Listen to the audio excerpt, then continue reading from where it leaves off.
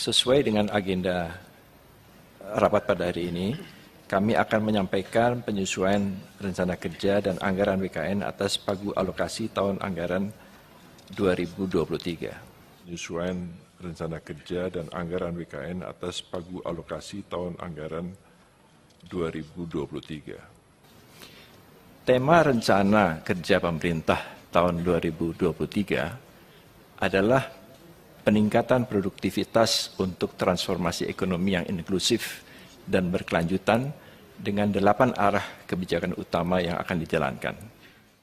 Assalamualaikum warahmatullahi wabarakatuh.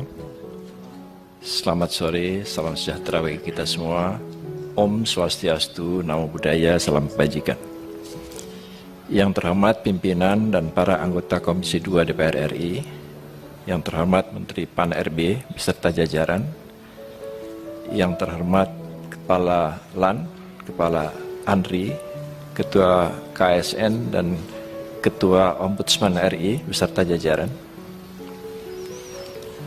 Pertama-tama izinkan kami mengucapkan puji syukur kehadirat Tuhan Yang Maha Esa, Allah Subhanahu wa Ta'ala, karena hanya atas rahmat-Nya kita dapat menghadiri rapat kerja dan rapat dengar pendapat antara Komisi 2 DPR RI dengan Kementerian PAN, BKN, LAN, KSN, ANRI, dan Ombudsman RI. Pada kesempatan ini tak lupa kami mengucapkan terima kasih atas dukungan, saran, dan masukan dari Komisi 2 yang disampaikan selama ini. Masukan dan saran tersebut selalu kami jadikan sebagai bahan pertimbangan dalam pelaksanaan program-program kerja BKN. Bapak Ibu sekalian, sesuai dengan agenda rapat pada hari ini, kami akan menyampaikan penyesuaian rencana kerja dan anggaran BKN atas pagu alokasi tahun anggaran 2023. Tema rencana kerja pemerintah tahun 2023 adalah peningkatan produktivitas untuk transformasi ekonomi yang inklusif dan berkelanjutan dengan 8 arah kebijakan utama yang akan dijalankan. Dari ke-8 arah kebijakan utama tersebut, BKN diminta untuk mendukung secara langsung arah kebijakan ke-8 dengan kegiatan prioritas pemetaan penilaian potensi dan kompetensi bagi pegawai ASN yang akan dipindahkan ke IKN.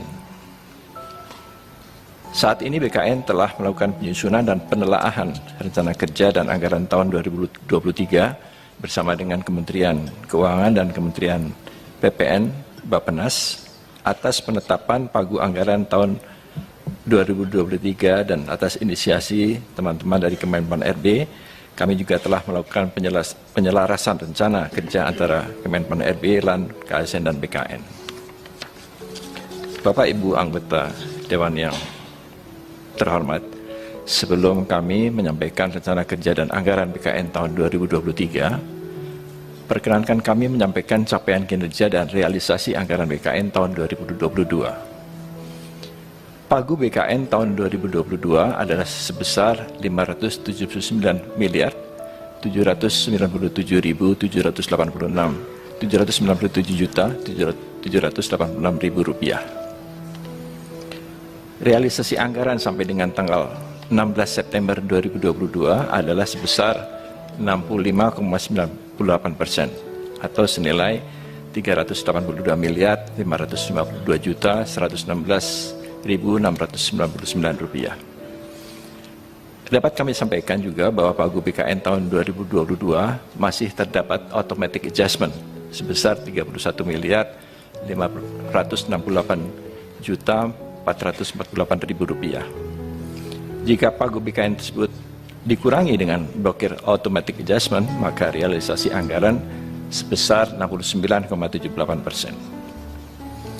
Untuk capaian output Program Prioritas Nasional BKN tahun 2002 sampai dengan tanggal 15 September dapat kami sampaikan antara lain: yang pertama, kegiatan penyusunan rencana pengembangan karir instansi pemerintah. Berdasarkan PP nomor 11 tahun 2017, BKN diamanatkan untuk menyusun rencana pengembangan karir nasional. Dan pada tahun ini, target pelaksanaan fasilitasi penyusunan rencana pengembangan karir PNS tersebut sejumlah 137 lembaga. Sampai dengan tanggal 15 September telah dilakukan fasilitasi penyusunan rencana pengembangan karir terhadap 102 lembaga. Selanjutnya, sampai akhir tahun ini, kami optimistis bahwa 137 lembaga itu akan terpenuhi.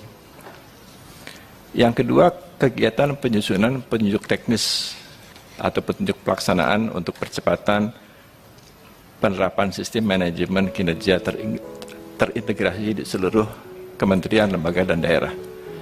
Capaian output sudah 55% dan akan mencapai 100% pada bulan Oktober nanti. Untuk kegiatan yang ketiga, kegiatan pengawasan dan pengendalian atas penerapan integritas dan moralitas di kementerian, lembaga, dan daerah sudah mencapai 70%. Kegiatan yang telah dilakukan pada proyek prioritas ini adalah melakukan kerjasama dengan BNPT, BNN, BIN, KPK, dan PPATK. Diharapkan dengan adanya kerjasama tersebut, BKN dapat menyediakan data ASN terkait penyalahgunaan narkoba, tindak pidana korupsi, radikalisme, terorisme, transaksi keuangan yang mencurigakan, dan data lainnya yang dapat diakses oleh pejabat pembina kepegawaian dalam rangka pengendalian manajemen ASN.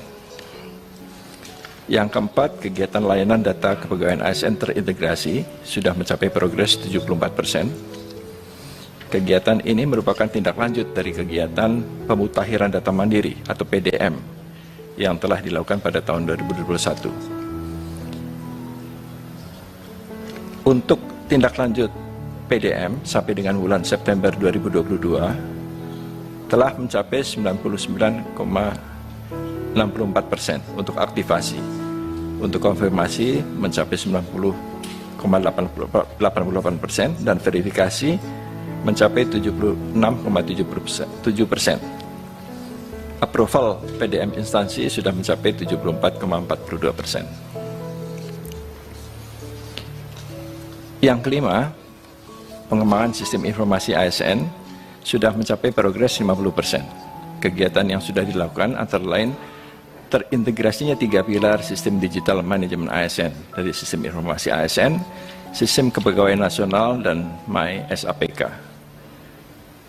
Tujuan dari sistem ini adalah untuk mempermudah layanan serta menghasilkan data yang akurat dan termutakhir, sehingga pengambilan keputusan dapat terukur. Yang keenam, kegiatan penyusunan instrumen penilaian kompetensi ASN dengan target 2 instrumen sudah mencapai 70%. Kedua instrumen tersebut tidak hanya dapat digunakan untuk pemetaan pegawai ASN yang akan dipindah ke IKN, tapi juga dapat digunakan pegawai ASN pada umumnya. Yang ketujuh adalah kegiatan pemetaan penilaian potensi dan kompetensi ASN dengan target 20.000 orang. Kegiatan ini direncanakan akan